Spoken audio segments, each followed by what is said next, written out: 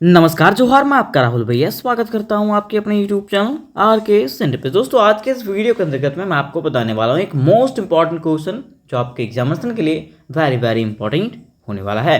तो आज का प्रश्न हमारा है दोस्त कि रूसो के सामाजिक समझौता सिद्धांत की विवेचना करिए तथा समान इच्छा के सिद्धांत का समालोचनात्मक मूल्यांकन करिए। मतलब देखिए, यहाँ पे क्वेश्चन आपको दो तरीके से पूछ रहा है। क्या क्या? रूसो के सामाजिक समझौता सिद्धांत के बारे में बताइए तथा समान इच्छा सिद्धांत जो है उसके बारे में बताइए। ठीक है, तो सबसे पहले दोस्त हम लोग को यह समझना पड़ेगा कि आखिर रूसो कौन है। उसके बाद हम लोग जानेंगे रूसो के द्वारा दिए गए सामाजिक समझौता सिद्धांत के बारे में और समान इच्छा सिद्धांत के बारे में। तो चलिए दोस्त, सबसे पहले मैं आपको रूसो के बारे में बताता हूं, उसके बाद मैं इसके आंसर को दोस्त कहानी के माध्यम से इतने आसान भाषा में आपको समझाऊंगा कि जीवन भर इसको कभी भूलोगे नहीं। मैं आपको डायग्राम की मदद से समझाऊंगा। ठीक है, तो देखिए, बात करते हैं अगर रूसो का। किसका? रूसो का। तो रूसो जो है ना दोस्त, वो फ्रांस के एक महान राजनैतिक विचारक, दार्शनिक और लेखक है। कौन? रूसो जो हैं वो फ्रांस के एक महान राजनीतिक विचारक, दार्शनिक और लेखक थे। अब मन में आपका प्रश्न उठा होगा कि आखिर राजनीतिक विचारक का मतलब क्या होता है, दार्शनिक का मतलब क्या होता है और लेखक का मतलब क्या होता है। तो सीधा सीधा समझिएगा कि राजनीतिक विचारक का मतलब होता है ऐसा व्यक्ति जो राजनीति और शासन के बारे में विचार देता है। किसके बारे में? राजनीति और शासन के बारे में। ठीक है, उसको हम लोग क्या कहते हैं? राजनीतिक विचारक कहते हैं। और वैसा व्यक्ति जो जीवन और सत्य के बारे में गहराई से सोचने पर मजबूर करता है तो बताता है, उसको हम लोग क्या कहते हैं? दार्शनिक कहते हैं। और लेखक के बारे में आप लोग जानते ही, जो अपने विचारों को लिख करके व्यक्त करता है।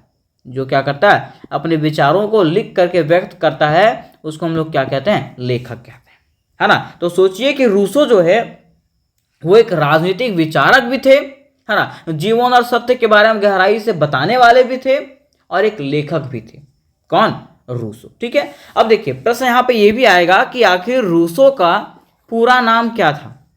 तो आपको बताना है कि रूसो का पूरा नाम जो था ना वो जॉन जॉक रूसो था। क्या था? John Jacques Rousseau. ठीक है, कहा जाता है कि इनका जो जन्म हुआ था वो 28 जून 1712 ईस्वी को जिनेवा, स्विट्जरलैंड में हुआ। क्या पूछा गया कि उनका जन्म जो है वो कब हुआ था? तो उनका जन्म जो है 28 जून 1712 ईस्वी को जेनेवा, स्विट्जरलैंड में हुआ था, है ना। कह रहा है कि वे एक ऐसे समाज की कल्पना करते थे जहां सभी लोगों को समान अधिकार, स्वतंत्रता और न्याय मिले। ठीक है, देखिए थोड़ा सा आप समझिएगा, उसके बाद मैं कहानी को आपको समझाऊंगा, है ना। यार, रूसों का कहना था कि किसी भी देश की सबसे बड़ी शक्ति राजा या तो सरकार नहीं होती है बल्कि जनता होती है। और जनता जो है ना, मतलब सरकार जो है वो जनता की इच्छा से बनती है और उसे जनता की भलाई में काम करना चाहिए। ठीक है, ये कौन कहते हैं? रूसो कहते हैं। मतलब सीधा सीधा समझिएगा कि इसके पहले दोस्त मैंने आपको एक क्वेश्चन बताया था और उसमें बताया था क्या जो समाज होता था ना वो स्वतंत्र होता था। क्या होता था? स्वतंत्र। ठीक है, पहले का गांव जो होता था वो स्वतंत्र होता था, वहां पे ना कोई राजा होता था, ना कोई सरकार होता था और ना ही कोई कानून होता था। ठीक है, लेकिन बाद में क्या होने लगा? उन लोगों के बीच में लड़ाई झगड़ा होने लगा, छीनाताई होने लगा, जिसके बाद लोगों को लगा कि हम लोगों को सरकार चुनने की जरूरत है, एक ऐसे व्यक्ति की जरूरत है जो हमारे अधिकार की रक्षा कर सके। इसलिए उन्होंने क्या किया? अपनी मर्जी से सरकार को चुना। ठीक है, इसको हम लोग क्या कहते हैं? सामाजिक समझौता, मतलब समाज में समझौता हुआ। ठीक, तो क्वेश्चन भी हमारा यही है कि रूसो के सिद्धांत, रूसो के कौन सा सिद्धांत है? तो सामाजिक समझौता, जिसको हम लोग सोशल कॉन्ट्रैक्ट कहते हैं। इसकी क्या कहानी है? तो देखिए, डायग्राम के मदद से दोस्त इतनी आसान भाषा में आपको बताया गया है। कह रहा है कि पहले गांव में ना राजा था, ना सरकार था और ना ही कोई कानून था। सब लोग क्या करते थे? अपनी मर्जी से रहते थे और बहुत ज़्यादा खुश थे। लेकिन धीरे धीरे वहाँ पे क्या हुआ? तो झगड़ा शुरू हो गया। ठीक है, कोई किसी का सामान छीनने लगा तो कोई किसी का जमीन पर कब्जा करने लगा, है ना। हर रोज जो है वहाँ पे क्या होने लगा? लड़ाइयाँ होने लगा। ठीक है, और जब हर रोज लड़ाइयाँ होने लगा तो गांव के कुछ लोग जो है ना इकट्ठा हुए वहाँ पे और बोले कि चलो हम सब क्या करते हैं, मिल करके एक ऐसे नियम बनाते हैं, ठीक है, और एक ऐसे सरकार को चुनते हैं जो हमारे अधिकार की रक्षा कर सके। वही कह रहा है कि चलो हम सब मिल करके कुछ नियम बनाते हैं और एक मुखिया चुनते हैं। मुखिया मतलब सीधा समझिएगा सरकार चुनते हैं, ठीक है। अब कह रहा है कि सबने अपनी मर्जी से मुखिया चुना, मतलब सभी लोगों ने मिल करके क्या किया, अपनी मर्जी से किसको चुना, मुखिया को चुना, है ना। और जब सब लोगों ने मिल करके, पूरे समाज ने मिल करके ये समझौता किया, तो इसको हम लोग क्या कहते हैं, सामाजिक समझौता कहते हैं। क्या कहते हैं, सामाजिक समझौता। इंग्लिश में कहते हैं इसको सोशल कॉन्ट्रैक्ट, ठीक। अब देखिए, अब क्या हुआ कि लोगों ने जो है ना मुखिया से ये भी कहा कि तुम हमारे मालिक नहीं हो, है ना, तुम्हारा काम हम सबकी रक्षा करना है, ठीक है, और सबके लिए बराबर का न्याय करना है, और अगर तुम गलत काम करोगे तो हम तुमको हटा भी देंगे। मतलब देखिए, लोगों ने एक व्यक्ति को चुना जिसको नाम दिया गया क्या, मुखिया, लेकिन वहाँ के ग्रामीण समाज के लोगों ने ये भी कहा उनको कि तुम हमारे मालिक नहीं हो, ठीक है, ऐसा नहीं सोचना कि तुम मेरे मालिक बन गए हो, हम लोगों के मालिक बन गए हो, है ना, तुम्हारा काम बस क्या है, तो हम लोगों की रक्षा करना, हमारे अधिकारों की रक्षा करना, ठीक है, और सबको बराबर का न्याय देना, और अगर तुम गलत करोगे तो हम सब मिल करके क्या करेंगे, तुमको भी उखाड़ फेंकेंगे। ये किसने कहा, वहाँ की जनता ने कहा। मतलब इसका मतलब यही है कि जनता जो है वो सबसे बड़ी होती है। कौन, जनता जो है वो सबसे बड़ी होती है, और सरकार जो है वो जनता की सेवक है, मालिक नहीं, ठीक है।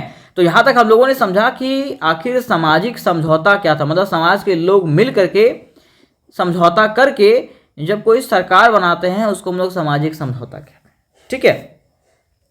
अब देखिए, दूसरा यहाँ पे क्वेश्चन ये उठा था दोस्त कि समान इच्छा क्या है।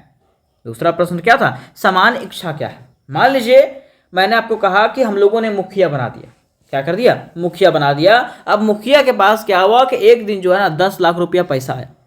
कितना, 10 लाख रुपया फंड आया, पैसा क्या, फंड आया, ठीक है। और जब फंड आया तो मुखिया ने गांव के लोगों को पूछा कि आखिर क्या करना चाहिए, इस पैसे का क्या करना चाहिए, ठीक है। अब क्या होता है कि 10 लोग बोले कि हमारे लिए बड़ा पार्क बना दो।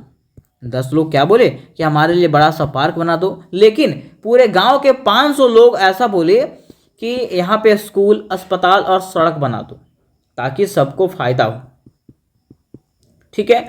अब मुखिया जो है वो क्या करता है, इन कम लोगों के बातों को ना सुन करके, जो अधिकतर जहाँ पे वोट आता है, ठीक है, जो लोग जहाँ पे अधिक लोग हैं उनकी बातों को सुनता है ना। और अब मुखिया क्या करेगा, तो मुखिया ने स्कूल, अस्पताल और सड़क बनवा दिया, ठीक है। इसी को हम लोग क्या कहते हैं, समान इच्छा कहते हैं। क्या कहते हैं दोस्त, समान इच्छा। मतलब ऐसा काम जिससे पूरे समाज का भला हो, सिर्फ कुछ लोगों का नहीं, इसको हम लोग क्या कहते हैं, समान इच्छा कहते हैं। कोई पूछेगा या तो कहीं क्वेश्चन में पूछा जाएगा कि समान इच्छा क्या है, तो आपको बताना है ऐसा काम जिससे पूरे समाज का भला हो, कुछ लोगों का नहीं, उसको हम लोग क्या कहते हैं, समान इच्छा कहते हैं, ठीक है। अब देखिए, रूसो का जो सिद्धांत था उसकी मुख्य बातें इस प्रकार से दोस्त, कह रहा है कि उन्होंने कहा था कि जनता की सबसे बड़ी शक्ति है, मतलब जनता ही जो है ना सबसे बड़ी शक्ति है, ठीक है। सरकार जो है वो जनता के सहमति से बनती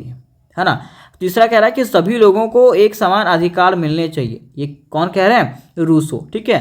फिर कह रहा है कि सरकार का काम लोगों की आज़ादी की रक्षा करना है और सरकार हमेशा पूरे समाज के भले के लिए काम करे, यही जो है हमारा क्या है, समान इच्छा है। लेकिन कुछ लोग जो है इसकी आलोचना भी करते हैं, बुराई भी करते हैं। कैसे, कह रहा है कि सभी लोगों की इच्छा जानना कठिन है।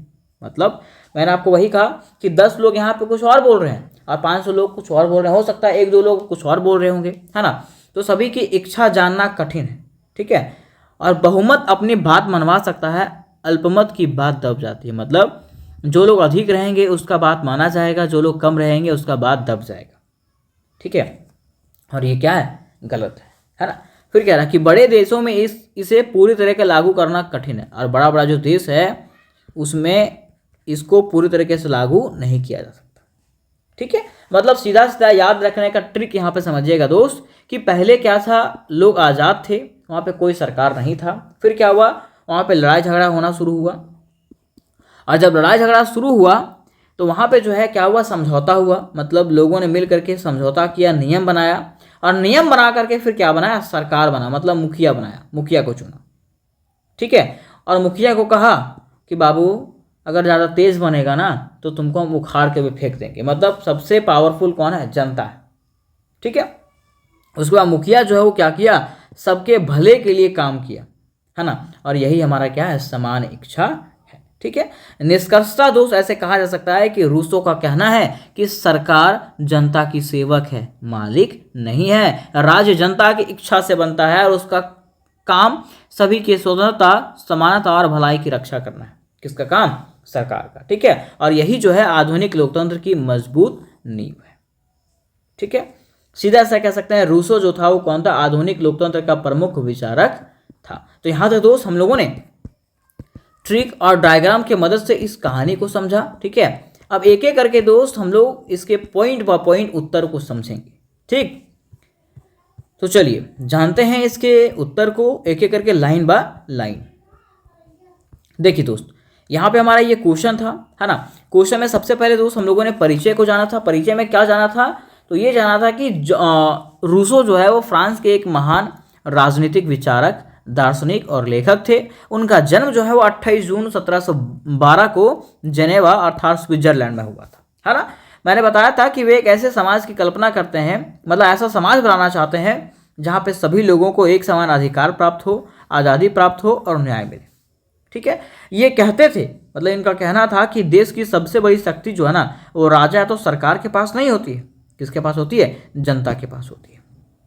और सरकार जो है वो जनता की इच्छा से बनती है और उसे जनता की भलाई में काम करना चाहिए। किसको, सरकार को। ठीक है, जस्ट एग्जांपल समझिएगा, उदाहरण कह रहा है कि जैसे किसी स्कूल में बच्चे मिल करके क्लास मॉनिटर को चुनते हैं।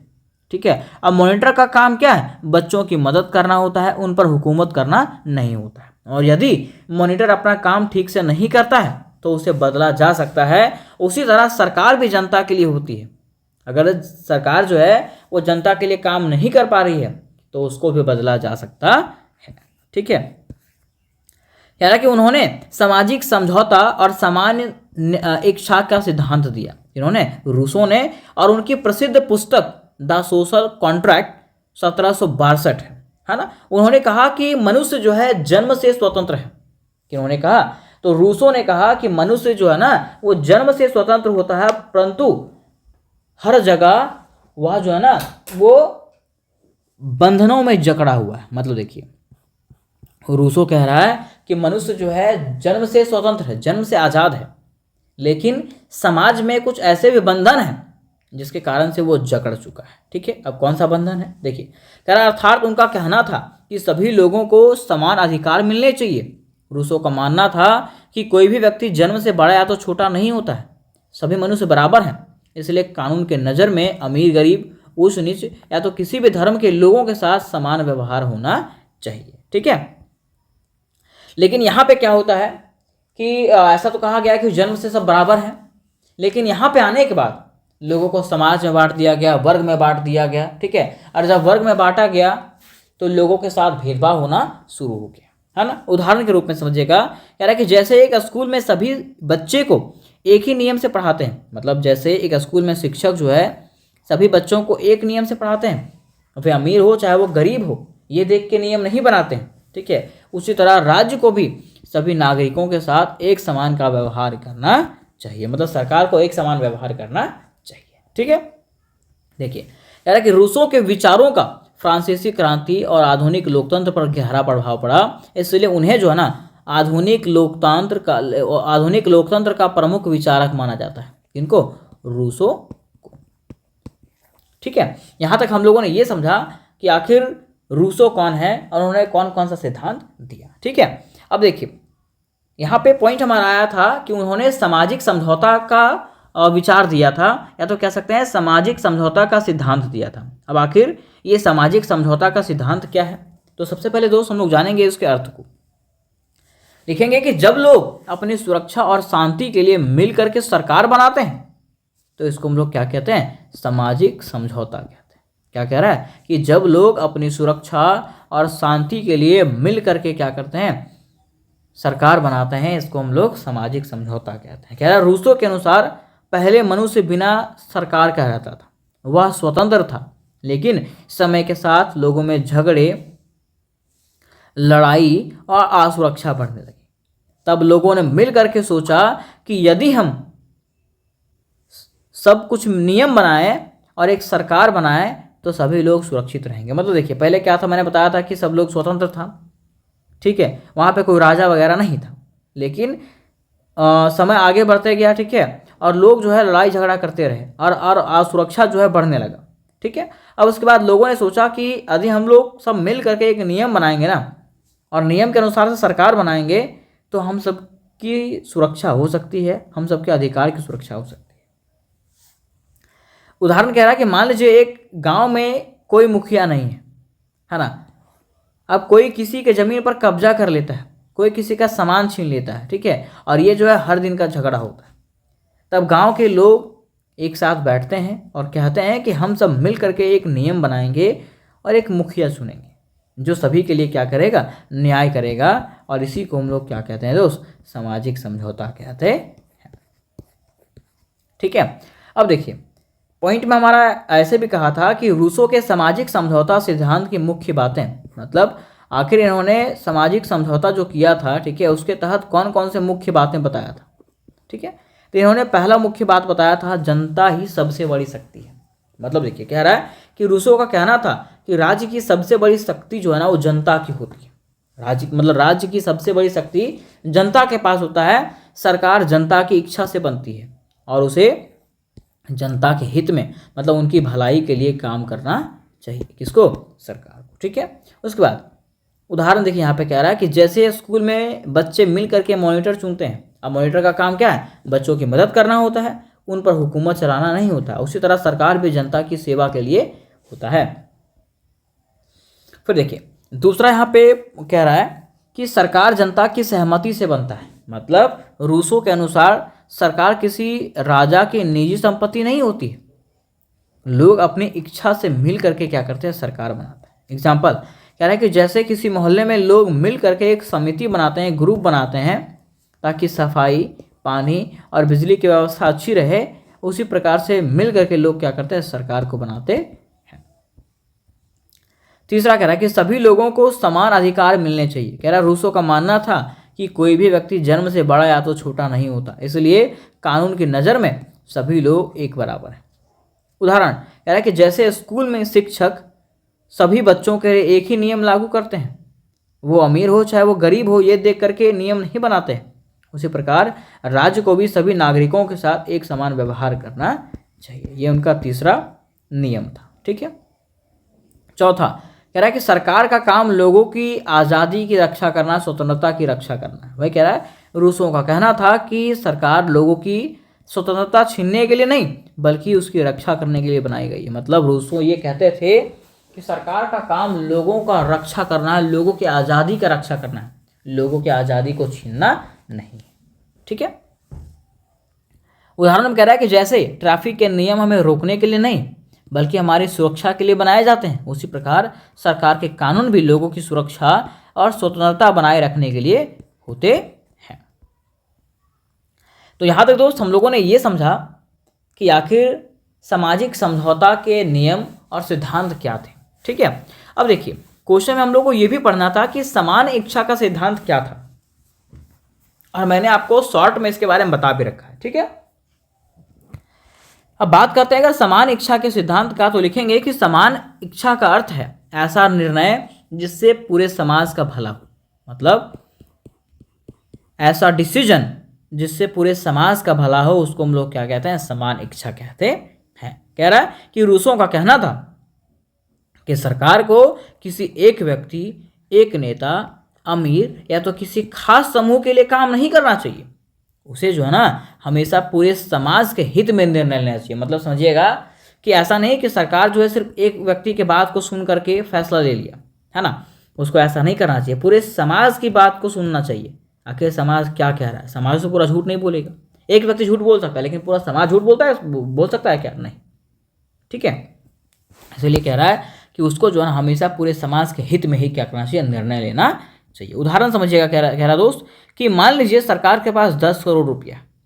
अब कुछ लोग कहते हैं कि इससे केवल एक बड़ा स्टेडियम बना दो, लेकिन कुछ लोग कहें ऐसा, ठीक है, लेकिन अधिकांश लोग कहते हैं कि इससे स्कूल बना दो, अस्पताल बना दो और सड़क बनवा दो, ताकि सभी लोगों का क्या हो सके, लाभ हो सके, ठीक है, और भला हो सके, है ना। अब ऐसे में सरकार क्या करता है, स्कूल, अस्पताल और सड़क बनवा देता है, ठीक है। यही हमारा क्या है, समान इच्छा है, क्योंकि इससे पूरे समाज का भला होगा।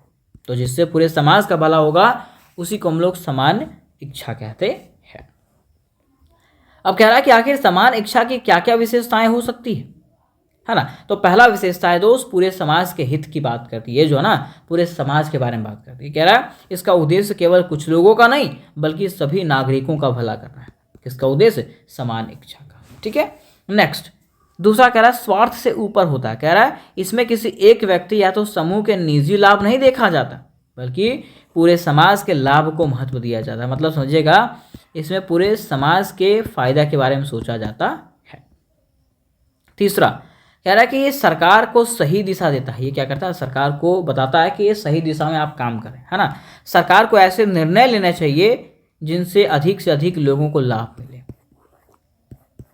ठीक है। तो यहाँ तो दोस्त हम लोगों ने इसकी विशेषताओं को भी समझ लिया।